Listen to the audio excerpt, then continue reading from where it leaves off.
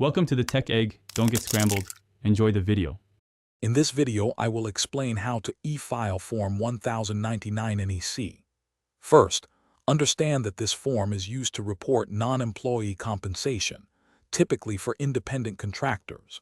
You must file a Form 1099 NEC for each person to whom you paid at least $600 for services in the course of your trade or business. E-filing simplifies the process, ensuring accuracy and timely submission to the IRS. Before you begin e-filing, gather all necessary information. You'll need the recipient's full name, complete address, and their taxpayer identification number, which is usually a social security number or an employer identification number. Also, ensure you have your business's legal name, address, and your employer identification number. Double-check all compensation amounts paid to each non-employee to prevent errors.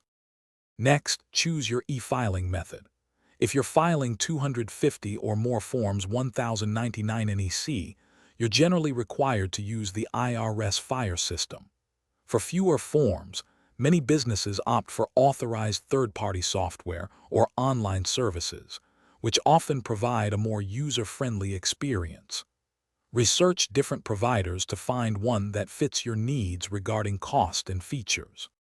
Finally, meticulously review all the information you've entered. Any errors could lead to penalties or delays, so take your time. Once confident, submit your Form 1099 NEC electronically through your chosen method by the deadline. After submission, keep a confirmation for your records. Also, remember to check the description below for a link to the Efile water bottle and other great deals. Thanks for watching. Consider subscribing if I helped unscramble your problems.